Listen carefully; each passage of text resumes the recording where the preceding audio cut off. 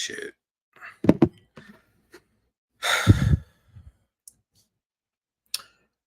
Yeah. So uh just like last time, it's everything we do is gonna be unscripted. And I know if y'all was paying attention to the ADHD podcast, we had a moment where we was talking about Sonia Massey. And I wasn't I don't think I was finished with my rant or my moment. So this is just a continuation of my moment of addressing everything, everything I feel I needed to say. So I'm just gonna say everything I needed to say. Well, I'm gonna try to at least. But it's election year. It's it's a war going on outside. Black people ain't safe from. And we have to remember that. We have to keep that in the back of our minds. We have to make sure that we do our duty and educate our children on the stuff that's going on today, the stuff that's been going on for centuries, hundreds of years. Like we have to equip our children with the information because the schools aren't gonna do it. Like it's on us at this point. I know in the state of Texas, they're looking to remove slavery from school books and make slavery seem like it was a choice. Well, we know it wasn't. It wasn't a choice at all. It was something that we were forced into. Our people, our ancestors were forced into, and I'll be damned if I allow my children to be forced into a social genocide where they can sit and see genocide happening on social media and like it's a part of life, because it's not a part of life. It's not a natural part of life.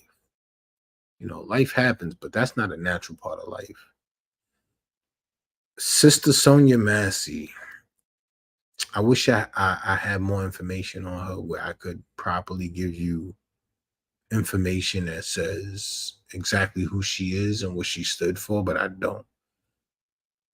What I do have is what you have, and that's a video of an execution on camera that was executed by a civil servant, an enforcement of the law, when not a single law was broken on Sonia Massey's part. There was not a single law broken. And she was executed in her own home and then referred to by said cop as a bitch. It's not it doesn't sit well with me. As I stated in the ADHD podcast, at first glimpse, I skimmed over it because I thought it was an old issue. But regardless if it was an old issue or not, it still warrants attention. It still warrants my attention. It still warrants everyone's attention because it happened. But it wasn't an old issue. And that makes it more relevant, more prevalent, that it warrants attention, that we need to pay attention. And the sad part is this isn't the first time, it isn't the second time, it's not the third time, it's not the fourth time, it's not the fifth time, it's not the 10th time, it's not the 20th time. That's the sad part. We have been watching our people be publicly put on display for a very long time. Emmett Till's face was in a newspaper.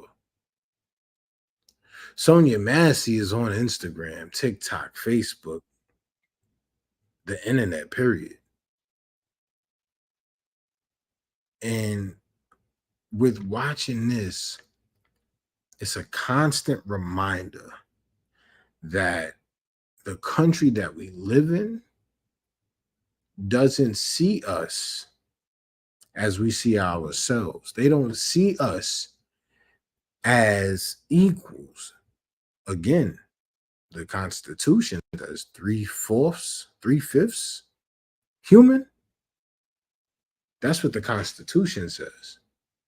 How do you on paper document that a human being that was born the same way that you was born not be equal to you? We bleed, breathe, die the same. We breathe the same. There's no difference in what we do. There's no difference in how we are brought in this world. There's no difference in how we leave this world. We're all going to leave this world in some type of way, either be by natural causes or by at the hands of somebody else, or a malfunction of machinery, whatever. We all going to leave this world. We're going to leave. Our souls are going to transition from our body to a different situation. But we're not viewed the same. And that's the sad part. We all go apply to a job the same way, but we're not treated the same. We're not given the same level of respect as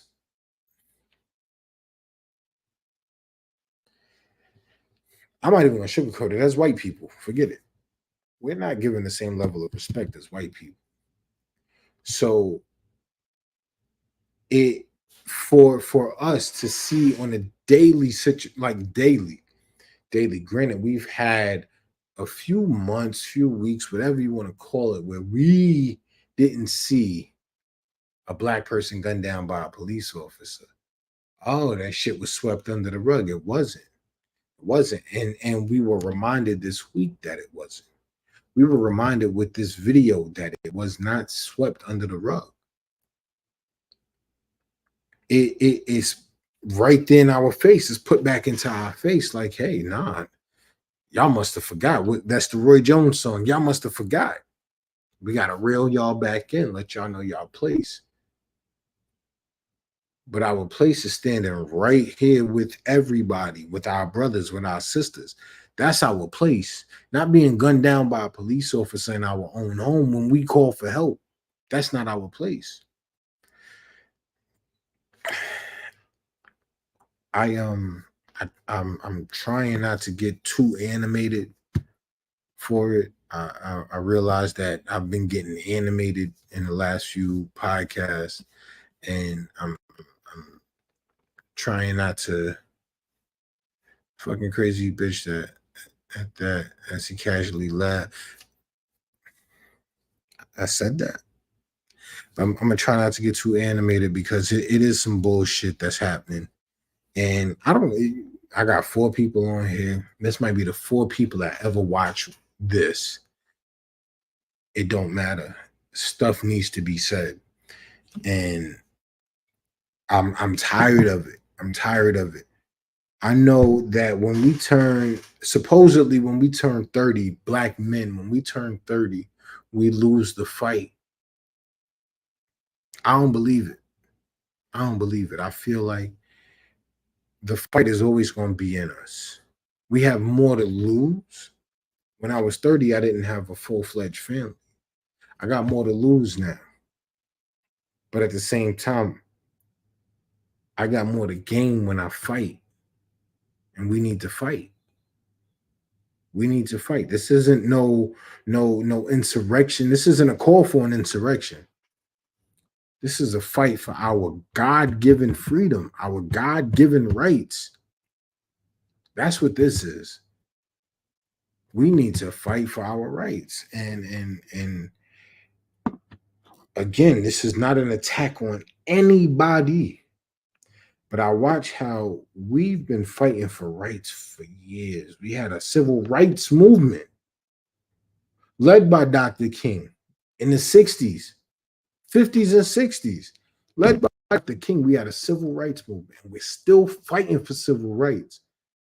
But gays have all the rights. And their fight didn't start until the 90s, 80s, 90s. And even then, I'd say the 2000s.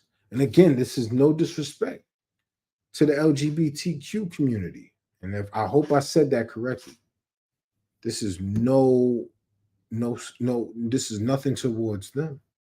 It just goes to show how no matter how long we've been fighting, we still haven't advanced. I went on I went to work today and I went on the website for Gallagher Bassett. It's an insurance company. And I was looking for a phone number and I hit the about us and it brought up all the top executives and not a single brown or black person was in there. And I'm sitting here like, wow, even then, like we still, as far as we've come with black women being the number one in education, black women lead in this country in education, and we still have to fight. We still have to fight to show that our hair grows naturally, and it should be okay, but it's not okay. Why is it not okay? Because somebody else who doesn't look like us says it's not okay. Well, we say that your hairstyle is not okay. We say that your hair coming straight down is not okay.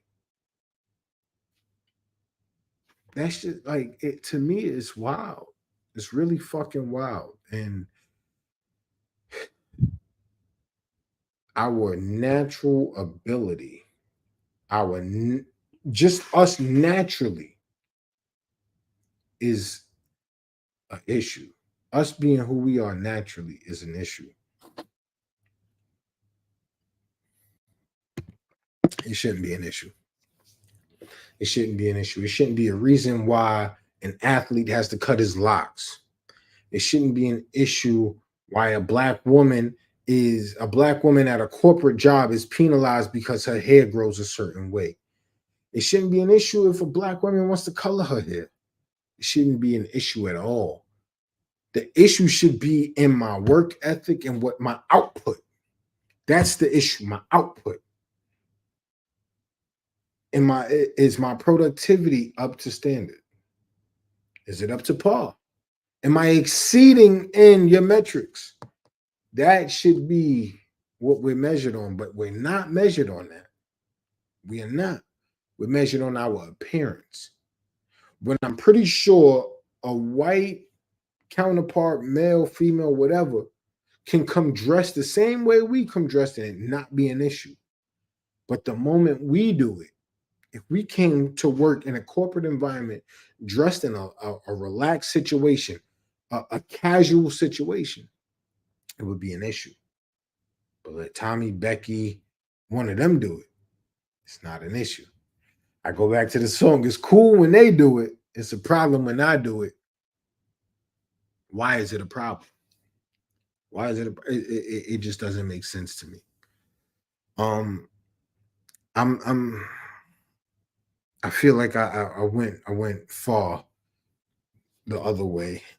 Sonia Massey was a mother of two and two teenagers, boy and a girl, and she was gunned down in her own home. Luckily, those children weren't there, but she was gunned down in her own home, and to be put on public display the way she is heartbreaking, especially for those children. It's heartbreaking for her family. It's heartbreaking for her father. It's just heartbreaking. Could you imagine if you had to watch one of your loved ones in that situation? It would hurt time and time and time again because you're going to see it time and time and time again. Somebody's going to bring it up time and time and time again. And it's going to suck for them. It's going to suck. And what's worse is that I feel it in my heart. And I don't want to manifest this, but I feel it in my heart that they are not going to get the justice that they deserve for their loved one. I feel it. I want to be optimistic, but I don't think I can because time and time and time again we've been shown that because we see it and we know it's wrong and we know that it should be the ruling should go this way, but we've seen it time and time again that it goes that way. We've seen it with Mike Brown. We've seen it with Trayvon Martin. We've seen it. We've seen it. Sandra Bland, we've seen it. We've seen it.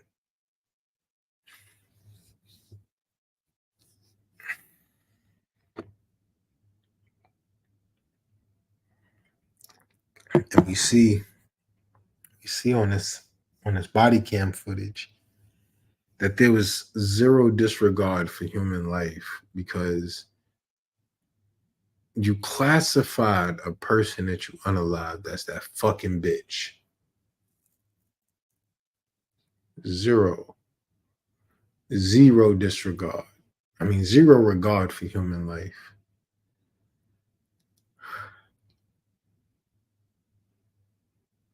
I don't want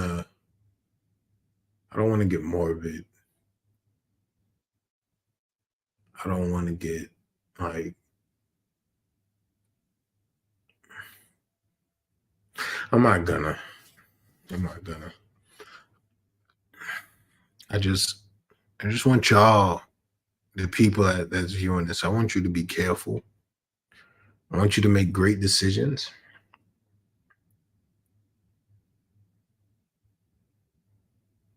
I'm not saying that she didn't make a great decision. She made a great decision calling the police to protect her because she couldn't protect herself. She made a great decision.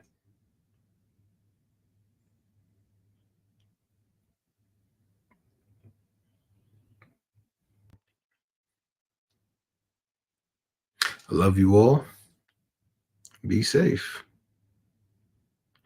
I went past my 15 minutes, but I thank you. Thank you for sticking around. Thank you for listening to me this far. And with that, I will see you next week. The New York Nobody.